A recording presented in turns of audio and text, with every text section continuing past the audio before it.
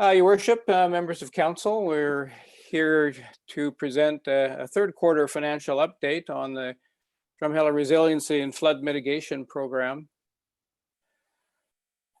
This is a 6-year program covering the years 2019 through 2024. And earlier this year, you adopted an inaugural program budget as part of the town's 2020 capital budget. We were to you in the end of June with an update, and now we're back again to present the third quarter. I have not updated the estimates for this particular report, and I'll mention that in a moment. In terms of program funding and expenditures, this is the funding is over the 6-year period is known. And so we must tailor our expenses to match the funding availability. And so those expenditures are limited by, in terms of timing, by funding availability, by administrative capacity, and sort of sequential considerations in terms of construction. We will be preparing during October for a presentation to council in November, later in November, the 2021 through 2024 program budget. And we'll have a revised estimate of the amounts for 2020 in that budget. We'll be able to give you more detailed budgets for 2021 and forward. We'll be able to set out the flood infrastructure projects that are planned and detail some of the more of the programming. The program funding, largest part of it comes from the federal government, spread over fiscal years 2021 through 23-24. That agreement is signed. We'll be making our first funding claim here quickly, and we plan the first oversight committee meeting with the Infrastructure Canada prior to the end of October. The other major source of funding is the Alberta Flood Buyout funding from Alberta Environment and Parks. We've received those funds, and disbursements now are beginning for land, and the cash balances are invested as we go along.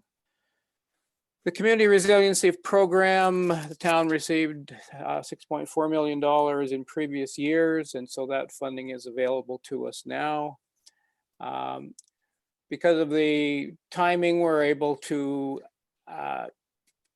gain interest on the cash balances, but unfortunately the interest rates have dropped significantly since we prepared our last revision, our last estimate, and so we'll have to recalculate that based on the lower returns. The province of Alberta in-kind contributions is, as we understand it, an eligible contribution. This would be the transfer of provincial dikes to the town. The valuation of that is not determined at this point. The town of Drumheller has been identified at the beginning. Their contribution is $5 million and spaced over 3 years, with $1.5 million next year, 2.5 the following year, and $1 million in June 2023. And there are perhaps still other grants and program funding that can be found and applied to this program, and so we'll continue to investigate those.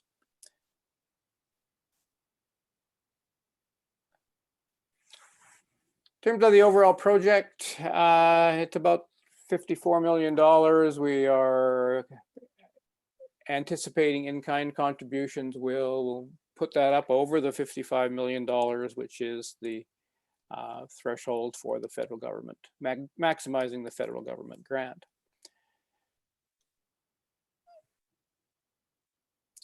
To date, we have received $19 million in this budget year and have only spent $2.2 million so far.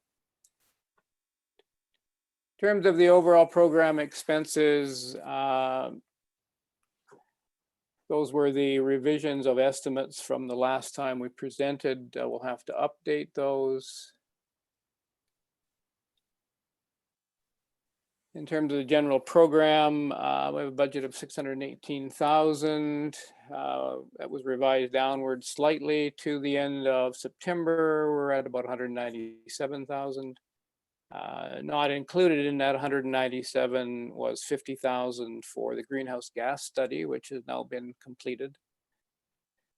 And as noted in the detailed tables, you will see that a number of the projects and programs have yet to be undertaken. And those will, some of those will actually have to move off into the 2021 year. Project management, total estimated cost for the project, about 2.3 million. It's about 4.3% of the total program expense. We found out when we presented in June that more time is needed on project management in this initial year, and so we revised the estimated cost upwards to a little over $700,000. To date, we are about $480,000 to the end of August invoicing, and so that's about 67%. So that's about right on target. Total project management services are expensed under the contract. And so spending more in 2020 means that there'll be reductions in 2021 through 2024. And that's the major components of the project management fees. In terms of Indigenous consultations, very little of that has been undertaken so far because of the COVID-19 pandemic primarily. But we're hoping that that will get going in the next few months. There is an estimate of about $150,000. We really don't know whether that will be sufficient or more than sufficient until we finally get into the consultation process. In terms of land acquisition, the $20 million that the program received from the provincial government, we have that in place. We're earning interest on it. We have spent $625,000 to date for the purchase of properties and have commitments for accepted offers for purchase of $1.7 million.